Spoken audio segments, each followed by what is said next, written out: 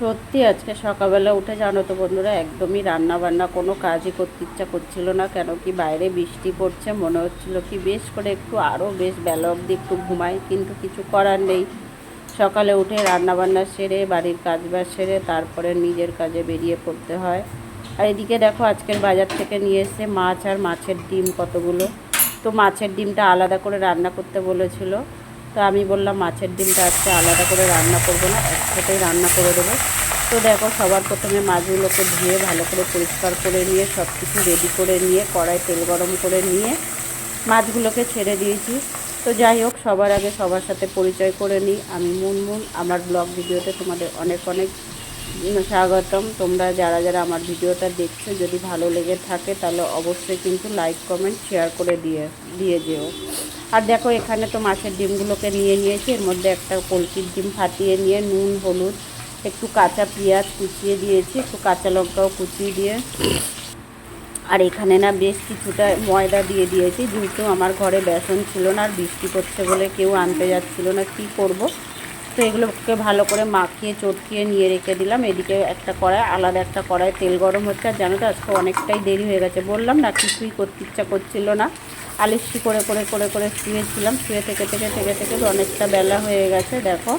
তারপরে উঠেছি, যেহেতু রান্না তো করে দিতেই হবে, তো দেখো দুটো কড়াতেই একই রান্না দুটো কড়াতে হচ্ছে। তো এদিকে দেখো মাছটা ভেজে নিয়ে আলু টমেটো পেঁয়াজ কুচি একসাথে তেলের মধ্যে ছেড়ে দিয়েছি। বেশ কিছু সময় ভাজা ভাজা হয়ে গেলে বাকি মশলাগুলো দিয়ে দেবো। আর এদিকে দেখো আর একটা কড়াই তেল গরম হয়ে গেছে, এখানে মাছের ডিমগুলোকে ভেজে নেব। তো মাছের ডিমগুলোকে সবার প্রথমে বড়া করে নেব। তো বড়ার মতন ভাজবো, উল্টো পাল্টো করে লাল লাল করে বেশ কড়া করেই কিন্তু ভাজতে হবে, হালকা ভাজলে হবে না। মাছের ডিম কিন্তু সবসময় একটু কড়া ভাজাই ভালো, কেন নইলে ভিতরে ভ্যাট ভ্যাট করে যতই তুমি ঝোলে দিয়ে ফোটাও না কেন কেমন যেন একটা লাগে। ওই জন্য আমি একটু বেশ কড়া করেই ভাজি, আমার তো এরকম লাগে। তোমরা কেমন খাও অবশ্যই কমেন্ট বক্সে জানিয়ে যেও। তো দেখো মাছের ডিমগুলো ভাজা ভাজা হয়ে গেলে পরে এখান থেকে তুলে নিয়ে ওদিকে কড়াতে ঝোল যখন ফুটবে তখন কিন্তু দিয়ে দেব।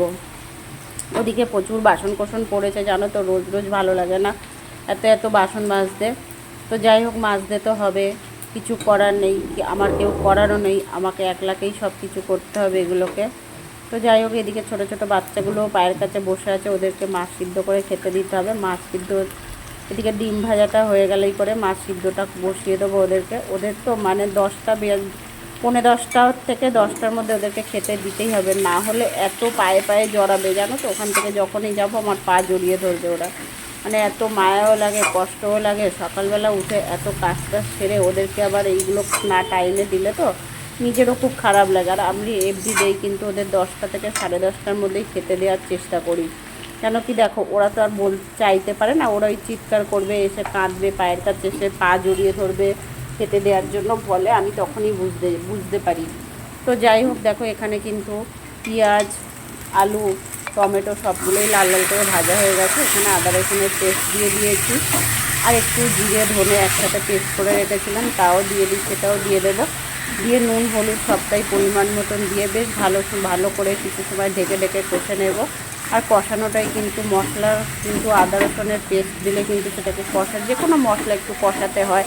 যেসব মশলা কষাতে হয় না সেগুলো কিন্তু এমনি আমি তোমাদের বলে দিই, আমি কিন্তু সেগুলো বেশি কষাই না। কিন্তু আদা রসুন পেঁয়াজ আদা জিরে এগুলো তো বেশ ভালো করে কষাতে হবে যতক্ষণ না মশলা থেকে তেল ছাড়বে, নাহলে একটা বাজে গন্ধ বেরোয় কাঁচা কাঁচা।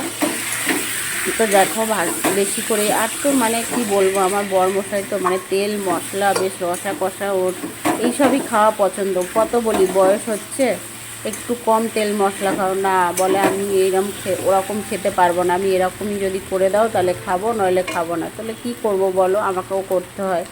এদিকে আমার শরীরটাও ভালো না জানো তো।